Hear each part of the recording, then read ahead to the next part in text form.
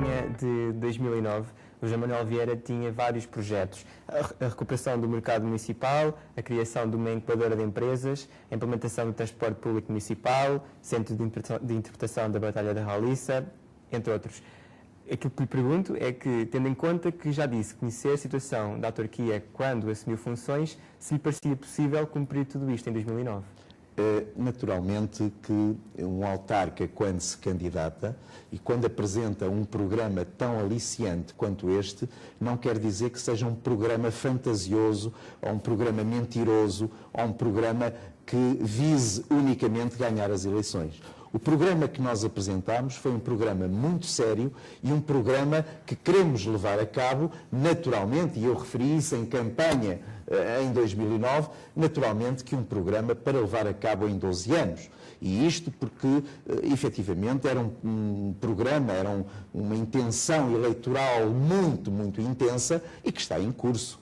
Portanto, são propostas que se estendem para o próximo mandato. Com certeza, e poderão dizer, mas afinal há aqui coisas que já podiam ter um adiantamento superior, já podiam estar mais adiantadas. Efetivamente, toda a gente percebe que houve algumas situações que tiveram de ser, enfim, ajustadas à situação do país, ajustadas à situação da capacidade financeira da própria instituição, Câmara Municipal.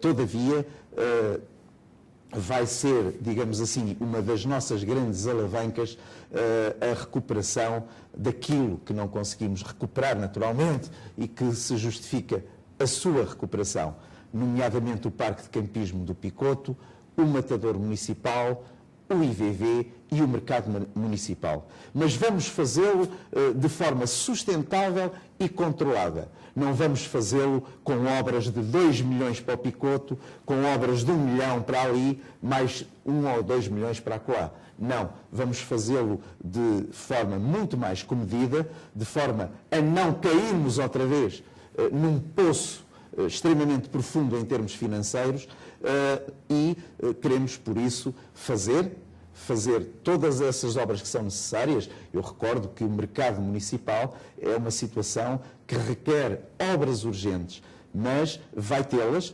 dentro de projetos que estamos a elaborar, muito comedidos do ponto de vista do gasto, da aplicação financeira nessas mesmas obras. Enquanto o município sonhou, e se o município continuar a sonhar com obras de milhões, para as quais não tem o arcabouço financeiro para, efetivamente, as poder ultrapassar sem comprometer todo o município e tudo o resto que este município tem que dar por força das suas obrigações à população, com certeza que não vamos a lado nenhum. Só para terminarmos o balanço do mandato, porquê é que não distribuiu pelouros pelos vereadores da oposição? Normalmente, e em situação de maioria, nós consideramos que, efetivamente, tínhamos gente na Câmara Municipal, tínhamos gente nas nossas listas que, efetivamente, poderiam abraçar, digamos assim, as matérias que o município tem que desenvolver. Efetivamente, tudo isso foi feito, essas situações foram feitas justamente comprovando que tínhamos gente para as fazer. A oposição, naturalmente, também se afasta um pouco nestas situações. É uma situação em que podia ser mais cooperante, podia ser mais colaborante, podia ser menos fiscalizadora, e aqui refiro-me aos vereadores, porque a situação fiscalizadora emana naturalmente da Assembleia Municipal, mas digamos que eu tive aqui uma Câmara Municipal em termos de oposição igual à Assembleia. Foi muito fiscalizadora, não apresentou propostas, e a cada proposta do meu Executivo é conhecido, basta ler as atas, as pessoas sabem que estou a falar a verdade. A cada proposta exatamente vinham contrapropostas, algumas delas absurdas e completamente desligadas da situação real em termos financeiros deste município. Foi pena, porque eu sou defensor que devemos todos trabalhar no mesmo sentido. Os meus discursos ao longo destes 4 anos apontaram todos no sentido de apelar quer à Assembleia Municipal, quer à Câmara Municipal, que dessemos as mãos e que efetivamente caminhássemos no mesmo sentido, mas isso não foi possível. Mas se o Presidente não oferece pelouros aos vereadores da oposição, sobra muito pouco para além do acompanhamento e fiscalização do trabalho do Executivo. A Câmara Municipal reúne frequentemente durante o ano e nessas reuniões é dada a oportunidade a todos os senhores vereadores de darem os seus contributos. Naturalmente que se me fosse demonstrada alguma vontade relativamente a algumas matérias que algum dos senhores vereadores quisesse abraçar para nos ajudar nesta caminhada, com certeza que eu colocaria à consideração e não teria qualquer problema em distribuir determinadas tarefas a determinados senhores vereadores que demonstrassem vontade para arregaçar as mangas e para trabalhar. Normalmente isso não acontece, e não acontece porque, infelizmente, as pessoas estão muito ligadas à questão partidária e dificilmente se desligam dessa questão partidária. Eu penso que no futuro teremos mesmo de nos desligarmos dessa situação, da defesa do partido em detrimento da defesa do Conselho. Primeiro o Conselho, primeiro o Bom Barral e depois venham discutir com o Presidente da Câmara, venham discutir com os membros da Câmara Municipal questões partidárias, mas num outro plano. Agora, colocar isso num plano principal e como se fosse, digamos assim, o essencial para o Conselho é absolutamente errado e não deve mais acontecer. Muito bem. Rapidamente, estamos a ficar sem tempo. José Manuel Vieira, só para terminar, e rapidamente, nunca foram conhecidas as razões da saída da vereadora Joana Patelia a meio do mandato. Não foram razões políticas? A vereadora Joana Patelia nunca teve qualquer incidente político com os seus pares que a levasse a tomar essa atitude. Esta atitude, não querendo banalizar, é uma atitude que acontece em todo o país, nas centenas de autarquias que temos, e que decorre umas vezes por um motivo, outras vezes por outro, algumas vezes por incompatibilidade até entre os pares, mas não foi o caso. Foram razões meramente pessoais, que foram alegadas justamente na altura pela vereadora Joana Patelia, pessoa por quem tenho uma profunda amizade e uma grande estima e uma grande consideração pelo trabalho que desenvolve. Muito bem. Todavia, foi simplesmente por razões pessoais que a Joana teve que abandonar. É acusado pelo PS, em especial, mas também por toda a oposição, de se ter pegado nos projetos que recebeu do anterior Executivo e não deixar a Câmara com projetos para o futuro. Se não ganhar as próximas eleições, que projetos encontrará o próximo Presidente da Câmara quando assumir o posto? O próximo Presidente da Câmara vai, com certeza, encontrar projetos. Mas não vai encontrar nem a quantidade, nem a grandiosidade megalómana dos projetos que lhe foram acometidos. E quais são esses? E isto porque, exatamente, tem que se ter a noção daquilo que é possível, daquilo que é execuível e, sobretudo, daquilo que é mais proveitoso para o Conselho.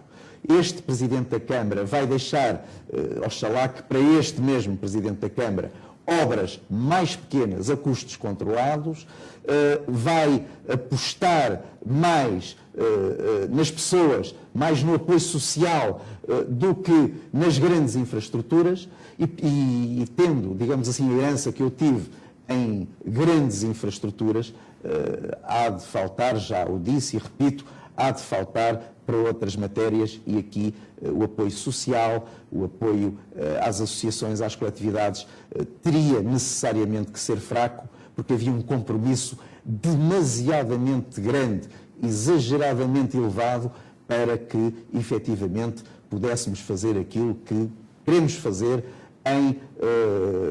em situação de controle financeiro, que é a recuperação do mercado, como já disse, a revitalização da mata municipal, a regularização do trânsito, tudo isso tem custos para os quais tem que haver, digamos assim, um planeamento financeiro que os possa cobrir e não uma ideia de tal forma exagerada que não sobra para mais nada do que para o botão. Assim foi, digamos assim, o problema maior que tive no meu mandato e que não vou remeter para o próximo mandato. Mas ainda bem que me diz que a oposição acusa que deixou muitas obras por fazer. Realmente deixou muitas contas por pagar, deixou muitas obras por fazer, o que me leva a crer que nada foi feito. E se as coisas agora estão feitas, alguém as fez. E se as fez pagando-as na hora, então essa pessoa, modéstia à parte, tem que ter algum mérito e não pode ser, digamos assim, o bombo da festa em que todos constantemente querem bater. Mas não foi a oposição. O PSD está na autarquia desde 1993. Com certeza. Toda esta situação que tem vindo a acontecer tem nome, as pessoas têm nome, os partidos têm nome, mas repare no caricato da questão, as obras que foram feitas pelo PSD no mandato anterior foram feitas por uma pessoa, é o que circula aí na rua. Uma pessoa fez, não fez, foi o PSD que fez as obras. As obras que não foram feitas, foi determinada pessoa que não as fez. Não, realmente temos que atribuir ao mesmo partido. Há aqui 2 pesos e 2 medidas que não está muito correto, mas isso deriva da necessidade que as pessoas têm de tirar aproveitamento para se elevarem num ou noutro ponto. Penso que as pessoas têm que ser sinceras, olhar para o passado, verem bem o que foram e o que fizeram no passado, para que, efetivamente, se proponham fazer o que quer que seja no futuro. Já referiu que a sua prioridade para o Conselho não é obras, nem obras de botão. Qual é a sua estratégia? De que maneira, já referiu a prioridade dada à atividade económica e ao emprego, de maneira que isso será feito? A minha estratégia vai passar necessariamente por propostas consistentes e sólidas que visem, primeiro, terminar o nosso trabalho de consolidação das contas do município. E isso é um trabalho que se faz na primeira metade, exatamente, do próximo mandato ou em tempo ainda menor. Temos que, efetivamente, ter disponibilidade e projetos, e vamos apresentá-los, para apostar mais nas pessoas, no apoio social, nas obras, sim, mas mais pequenas, e, portanto, há uma outra situação que nos preocupa e que para isso também tem que haver dinheiro. A proximidade é fundamental, mas como é que se alavanca o desenvolvimento do Conselho numa perspectiva de longo prazo, sem obras de maior envergadura? O Conselho tem boas perspectivas para colmatar aquilo que tem sido os grandes cortes orçamentais impostos pelo Estado à autarquia e que se avizinham com a próxima lei das finanças locais, ser exatamente ainda mais constrangedor, mais apertado, vamos ter menos dinheiro, vamos ter menos impostos porque vamos abdicar de alguma parte dos impostos para colmatar aquilo que são as grandes dificuldades sociais da nossa população, vamos com certeza fazer esse sacrifício, vamos ter de compensar com a implantação de empresas no nosso Conselho e com o desenvolvimento do turismo. A agricultura, como se sabe, é uma alavanca, a principal alavanca no setor da pera rocha e do vinho, mas muito sazonal, muito limitada em termos de capacidade de vencimentos para os trabalhadores e, portanto, não agarra, digamos assim, aquela franja mais qualificada dos nossos jovens. O que temos é de ter aqui algum desenvolvimento em termos de tecnologia, algum desenvolvimento em termos de implantação de empresas, quer sejam na área industrial ligadas à agricultura, quer seja na pura área turística e temos, como sabe, em fase bastante adiantada, um projeto que será implantado e que teremos a felicidade de o fazer a breve trecho. É exatamente desse que fará perguntar. Eu queria mesmo questioná-lo acerca desse assunto. Até que ponto é que pode assegurar aos bombarralenses que o Parque Temático será uma realidade e não uma promessa eleitoral? Se bem nos possamos recordar, na inauguração do Festival do Vinho, uma pessoa que tem um papel determinante neste processo, que é o Dr. Ricardo Emílio, Diretor-Geral Regional da Economia, anunciou no seu discurso, para quem quis ouvir e para a comunicação social, que o parque temático é uma realidade. Ora, ninguém melhor do que ele, que domina, digamos assim, os dossiês e os processos que têm vindo a ser vencidos com muita dificuldade por parte do nosso Executivo, ninguém melhor do que ele os domina para proferir, digamos assim, esta certeza. Inclusivamente disse, bombarralenses e políticos bombarralenses, preparem-se, porque vem aí uma nova realidade para o Bom Barral, e essa realidade chama-se parque temático.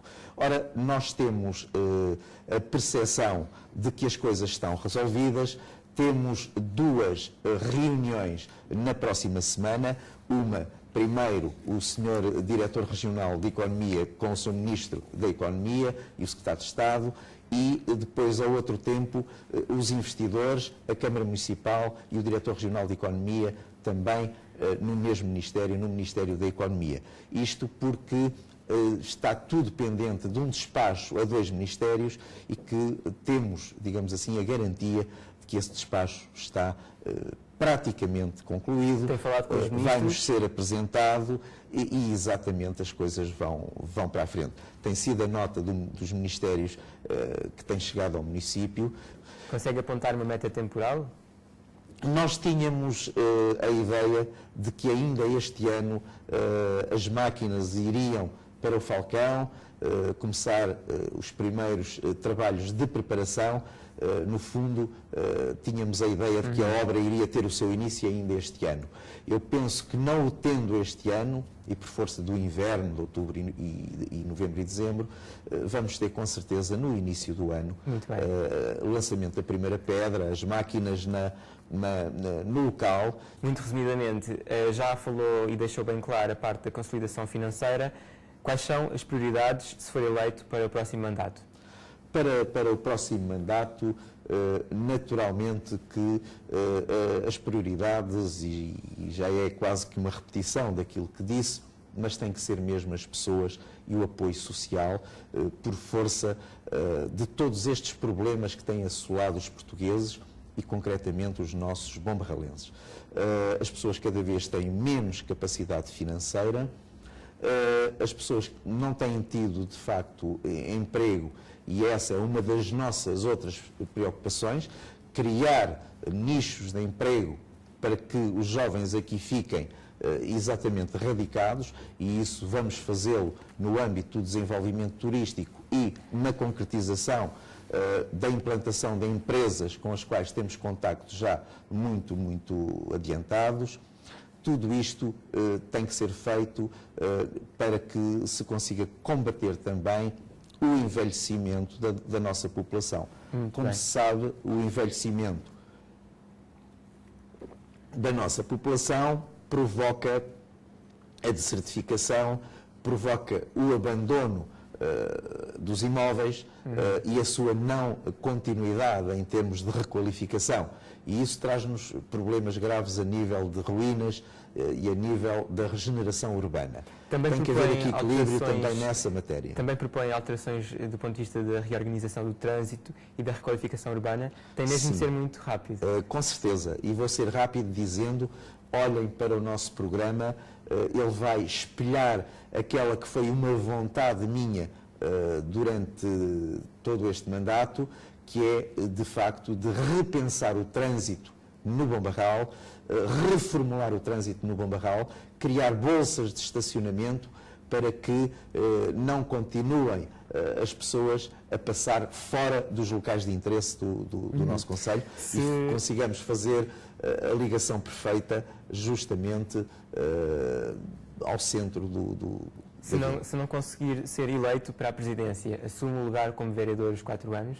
Assumirei com muito gosto o lugar de vereador e, naturalmente, que as pessoas saberão que serei um vereador que não vem fazer aquilo que muitos às vezes por cá fazem, que é colocar pedrinhas na engrenagem para que a engrenagem não avance. Isso é provocar atrasos no Conselho do Bom Barral e isso não vou fazer de forma alguma. Serei um vereador que aceitarei pelouros, serei um vereador que quererei trabalhar em prol do Bom Barral, como sempre fiz ao longo da minha vida, e serei um vereador disponível para, junto daqueles que constituírem executivo, exatamente possam viabilizar as suas propostas, os seus projetos e colocá-los em prática. E se for eleito sem Mas maioria? disse bem, se for.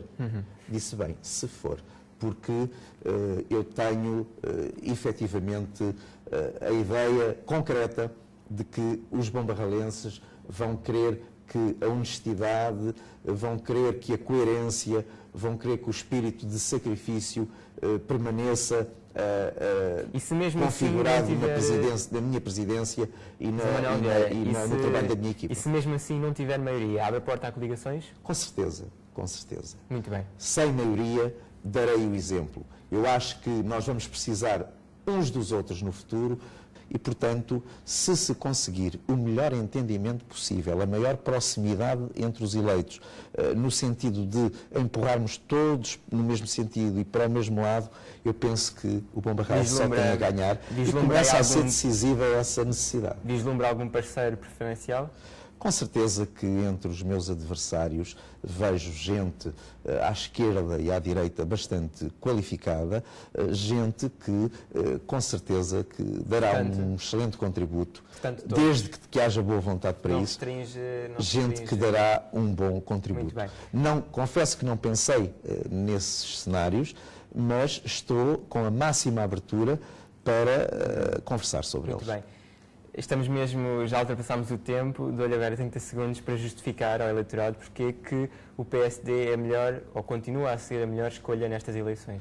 O PSD tem sido coerente. O meu grupo e a gestão 2009-2013 foi, acima de tudo, uma gestão coerente.